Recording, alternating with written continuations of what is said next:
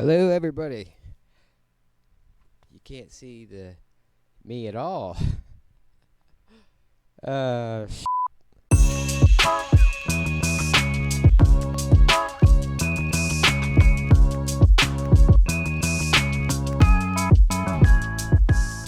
hello. Oh, you can see me this time. That's great. Um, yeah. Come on. You you don't want to be in it? I come home, you want nothing to do with me. And now that I'm trying to do this. Hey, everybody. Um, this is Bagheera, and this is Don't Hold Back Entertainment. I did something silly. I broke down an electronic drum and I put it in an acoustic one. In this video, I'm going to show you how I did it and some of the problems that I ran into, because there are a few, and how I didn't think I was ever gonna. I didn't think it was gonna happen, but it happened, and I made myself a promise that I would share it with you all on the internet. So, without further ado.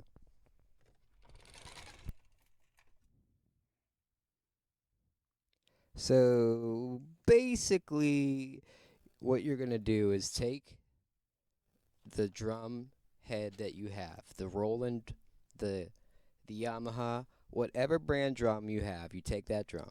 Okay? Some have different setups. For this case, it's a Roland style mesh head drum pad. Okay? And in this particular case, you just take it the nuts off of the drum head, remove all the traditional drum, like you were to replace the drum head, and then you will see where the trigger is itself and where the rim shot trigger is, because those are two different things. You could see here, and you could see it here. Those are two different triggers. I, I, and that's maybe a failure or a sad point of this video. I didn't get that side trigger to work. Well, see, and that's the other thing. I'm using a Yamaha drum module with a Roland drum pad. So there is a little difference. Before I even disassembled the Roland drum, it wasn't communicating properly. It was only giving me the snare hit, not the rim shot hit.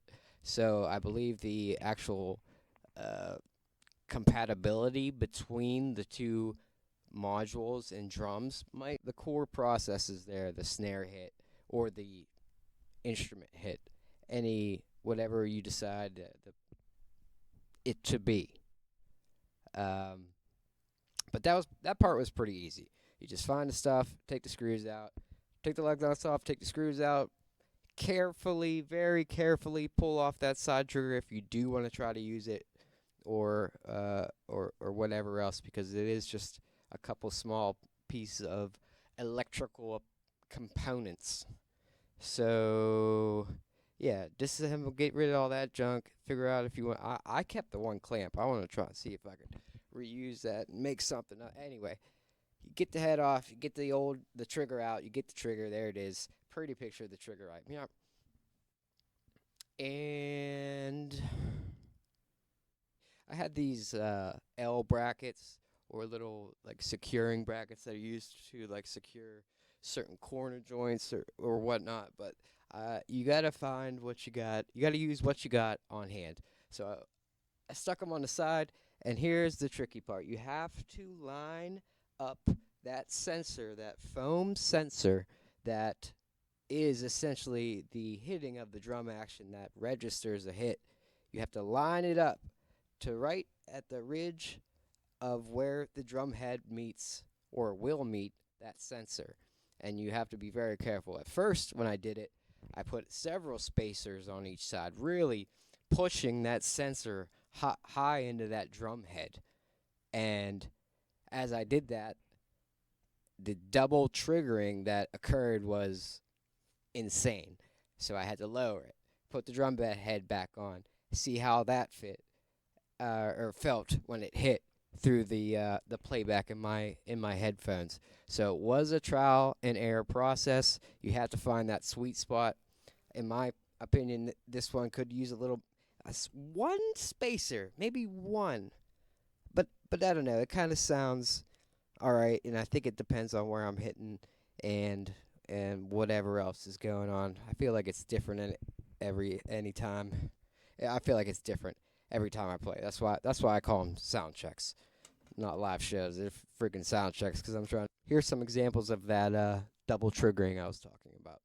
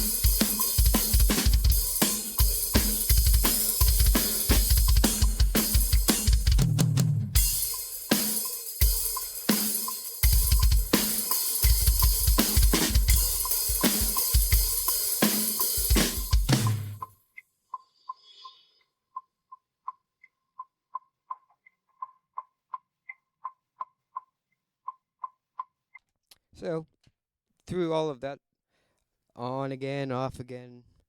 Yes, no, this is gonna work. It's not. You're doing it wrong. You're doing it right. I came to find out one of the last takes that I was doing, one of the microphones was up too high, causing it to clip, and I thought it was this, and it wasn't.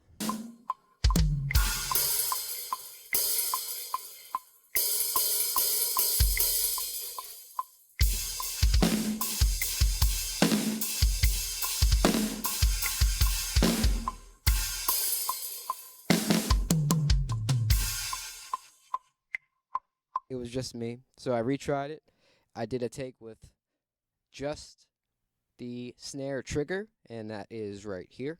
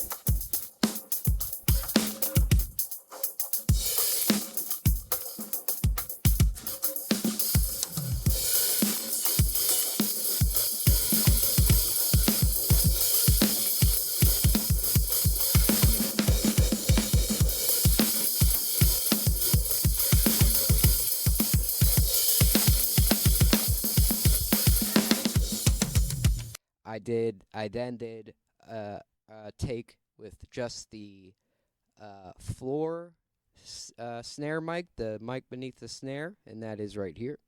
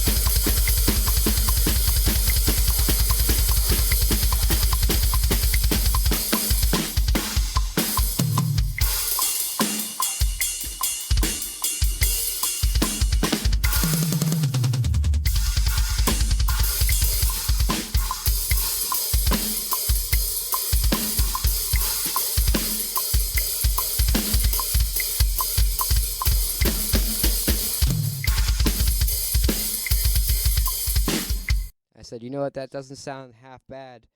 Let's finish it off, might as well, with both top and bottom snare mics, and that sounded like this.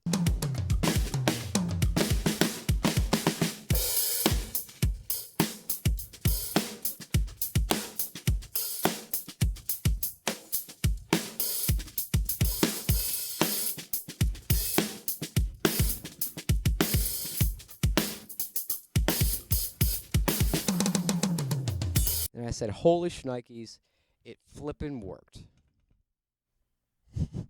Anyway, yeah, so that's what I did. I hope that helps somebody. I hope you get something out of this video that you could go with and use in the future. 'Cause I certainly had fun doing it, and it was a come from behind victory, just like you will experience with whatever you take away from this video. I know you're gonna get something out of it, just as I have gotten so much joy out of this. So, thank you. Press the like, leave a comment, subscribe if you want. That doesn't really matter. So, thanks. Goodbye.